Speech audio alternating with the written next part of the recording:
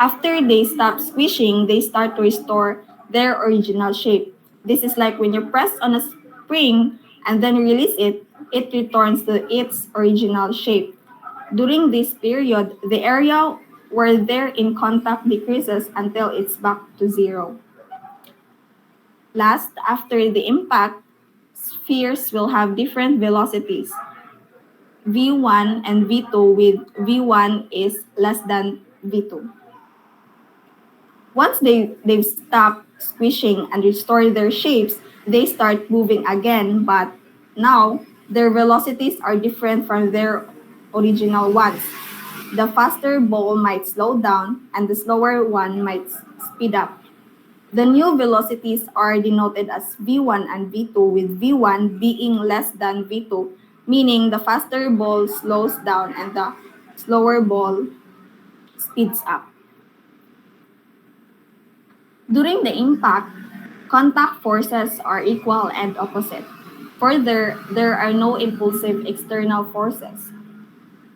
Linear momentum of the system remains unchanged, applying the law of conservation of linear momentum, which is m sub 1 times v sub 1 I plus m sub 2 times v sub 2 I is equals to m sub 1 times v sub 1 f plus m sub 2 times v2 v sub 2 f. So the momentum equation contains two unknowns, v sub 1 and v sub 2, assuming that v1 and v2 are known. So this is the coefficient of restitution formula. Magnitude of the restoration impulse over the magnitude of the deformation impulse. Using the definition of impulse, F sub R and F sub D is equal to magnitude of the contact forces during the restoration and deformation periods. T sub 0 is equals the time for the deformation, and the T is the total time of contact.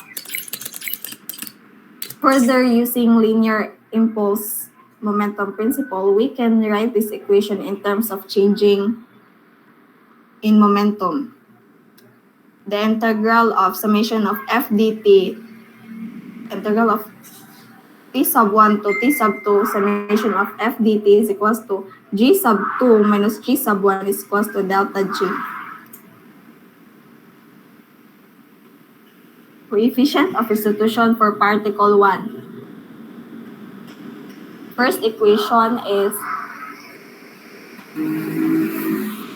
Moni nasa particle 1 and Moni ang particle 2. The change in momentum and thus the velocity is expressed in the same direction as impulse and thus the force.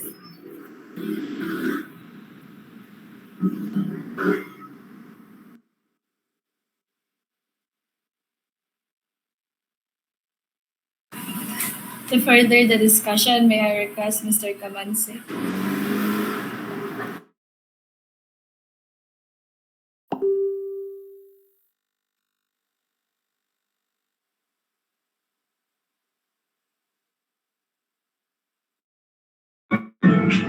Good afternoon, ma'am. Good afternoon, everyone. Before I start, sorry daan sa kanang mga busy ka palibot kay saba kayo diri mong So, unta na dong gandaan ninyo.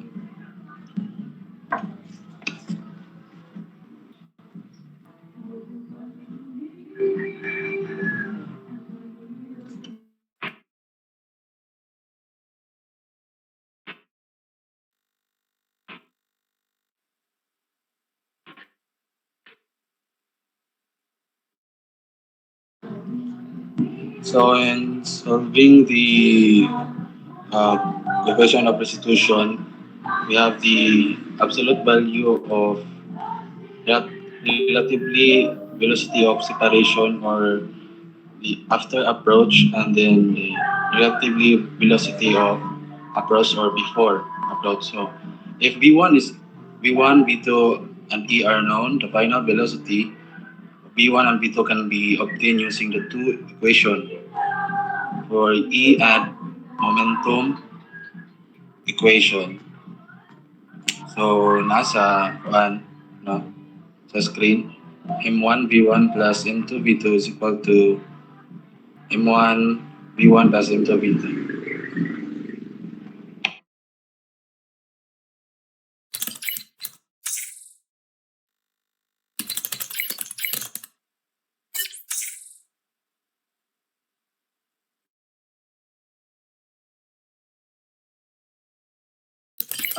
For energy loss during impact always associated with energy loss, which is heat, inelastic deformation, and others. Energy loss may be determined by finding the change in kinetic energy of the system before and after the impact.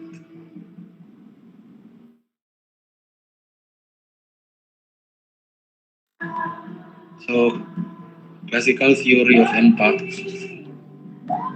coefficient of restitution is equal to 1, which is the elastic impact or no energy loss, and E is equal to 1 in the equation V2 minus V1. Relative velocities before and after impact are equal, and particles move away after impact with the same velocity with which they approached each other before impact. For the conditions lie somewhere between these extreme colliding bodies, and E is considered constant for given geometries and a given combination of contacting materials. And E approaches unity as the impact of velocity approaches zero. So nasa screen ako kung how it explain sa akong gibasa.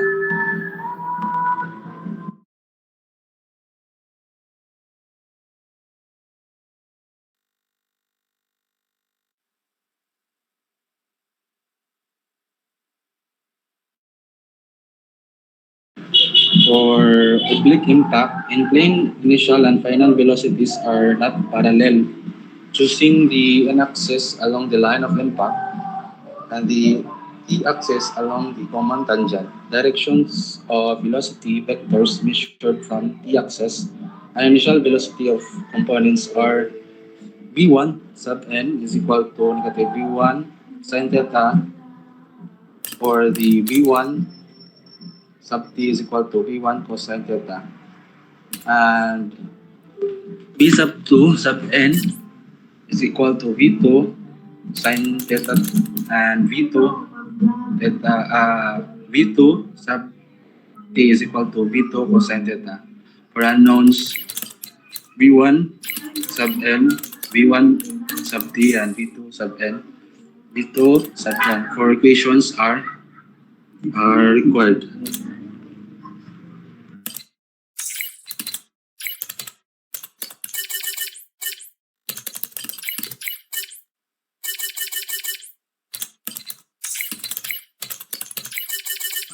Particles are assumed to be perfectly smooth and frictionless. The only impulses exerted to the particles during the impact are due to external forces directed along the line of impact or the n-axis. Impact forces acting on two particles are equal and opposite, which is F and negative F, where the variation during impact is shown. Since there are no impulsive external forces, total momentum of the system or both particles is conserved along the n-axis.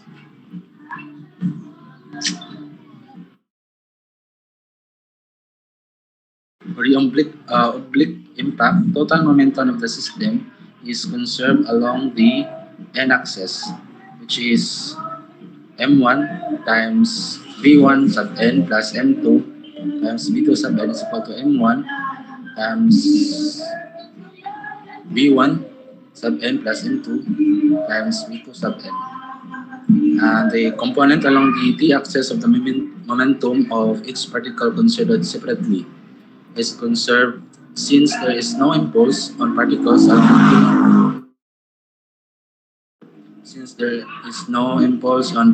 along t direction. For the equation 2 and 3, The t component of velocity of each particle remains unchanged. The coefficient of restitution is positive ratio of the recovery impulse to the deformation impulse. The equation will be applied to the velocity components along m direction. And once the four velocities are determined, the angles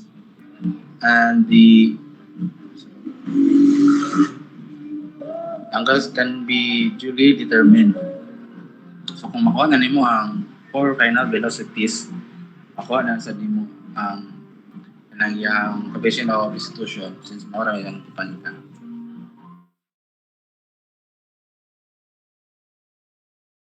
For the sample problem, the ram of the driver has a mass of 800 kilograms and is released from the rest 2 meters above the top of the 2,400 kilograms pile.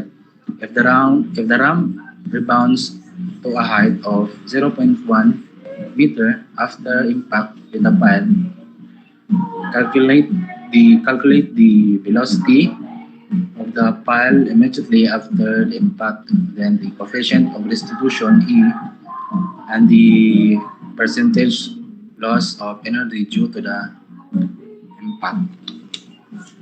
So sa solution na to, ako lang gisuwat kay kuan. Ni magkadungog sa bakay.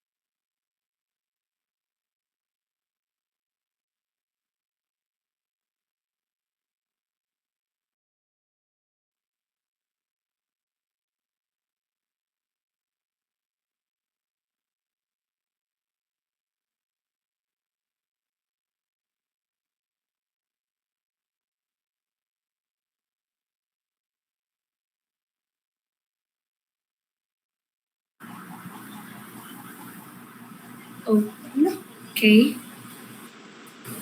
To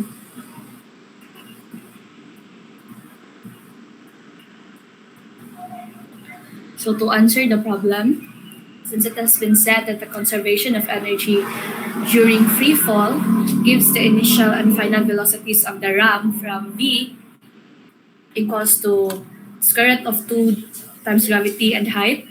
Thus, the velocity of the ram is equals to 2 times square root of 2 times 9.81 times 2, which is equals to kung parehas na ninyo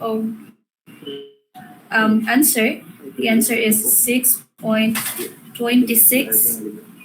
meters per second. And to calculate also the velocity of the ram, pabalik na niya from the rebound, which is denoted as the VR prime, So the same formula, the the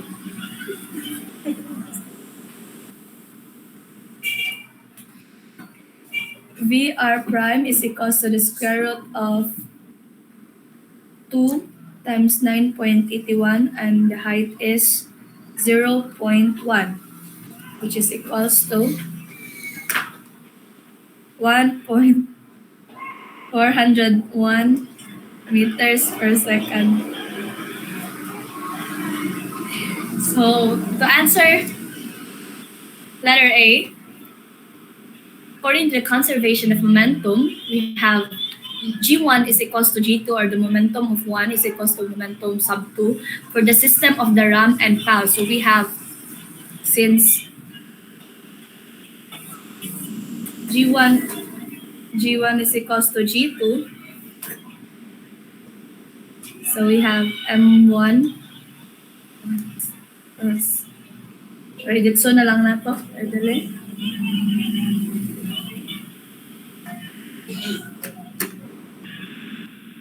We have the mass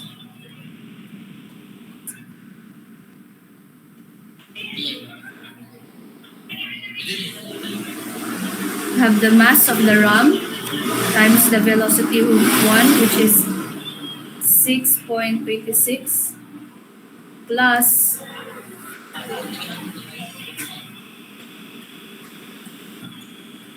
the mass of the pile, which is 2,400, multiplied by its initial velocity is 0, equals to the mass of the RAM multiplied by the velocity pag rebound na niya, which is VR prime. Now, since different of direction ang VR and the VR prime, kay ang VR, it denotes the velocity of the ball from the ihang pag kanang fall, and VR prime denotes the velocity of the ball pag rebound na niya. So they have different directions, so we assume that ang padung's ubos is positive, so ang different opposite direction niya is negative, so we have our velocity prime negative velocity of the RAM pag rebound as negative 1.401 plus the mass of the pile multiplied by its velocity pag rebound now, which is denoted as V sub P prime. So i-shift solve na ninyo sa inyong calculator. We have the answer Vp prime, which is equals to 2.55 meters per second. We have the answer for number 1. The velocity Vp prime of the pile immediately after the impact is 2.55 meters per second. So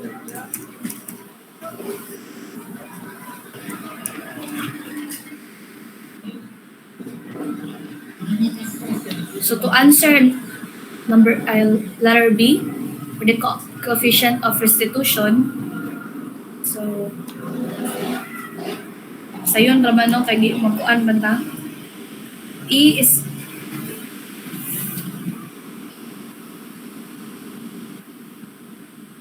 equals to the velocity after impact. So ang velocity na to after impact, we have the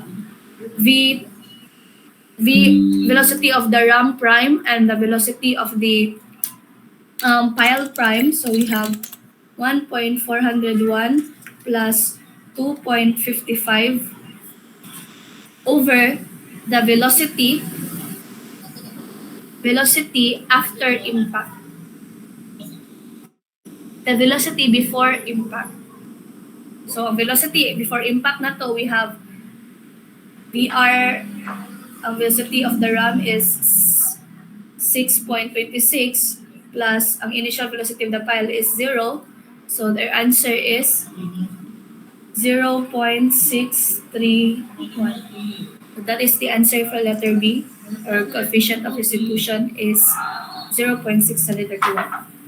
But to answer letter C,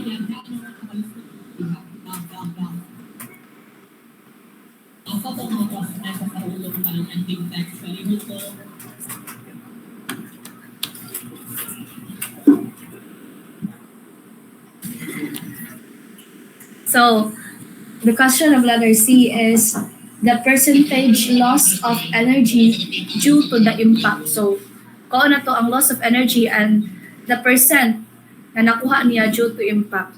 So, the kinetic energy of the system just before impact is the same as the potential energy of the ram above the pile. So, we have our we have the kinetic energy is equals to the velocity due to gravity or the gravitational potential energy. Well, we know that the gravitational potential energy katong discuss sa conservation of energy, which is U equals to mgh. So we have our formula mgh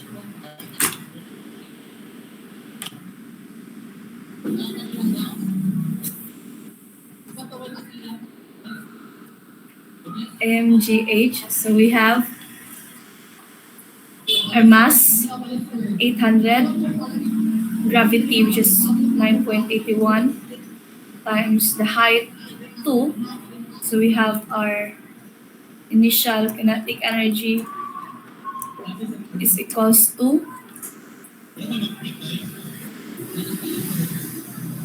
15,696.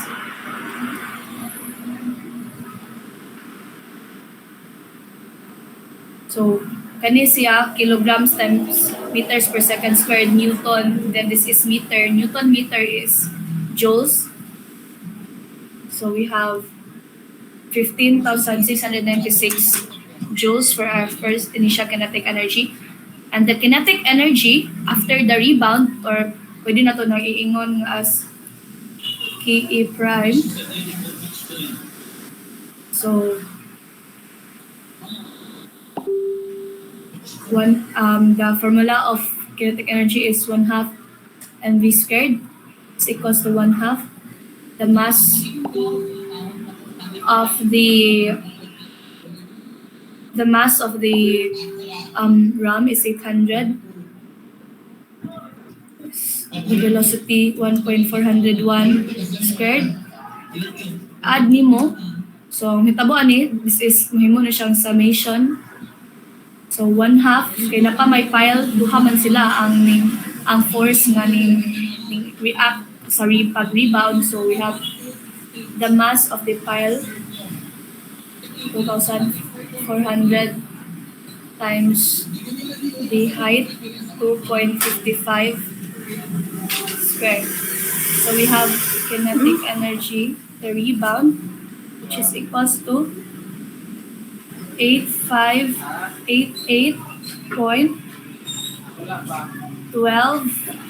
Newton, same ray gapon, Newton meter or joules. So, nanatay initial kinetic energy and the final kinetic energy. So now we can kuha na nato ang energy loss, percentage energy loss. So, tayo pa kayo. We have the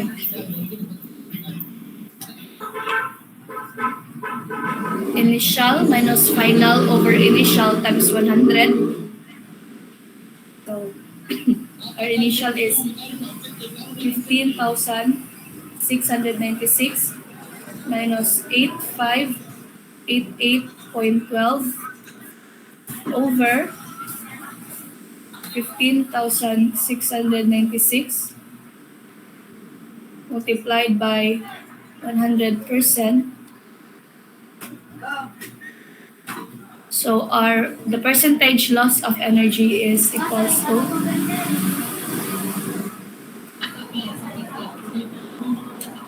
45.3%. So mo ang answer sa letter C. 45.3%. So So makancel man ang Diyos diri.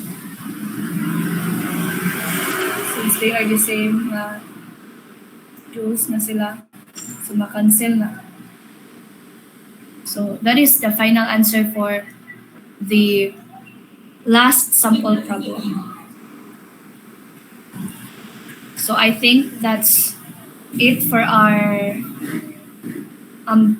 report regarding the conservation of energy, the particle kinetics about impulse and momentum, and also the particle kinetics about impact. So thank you so much for listening.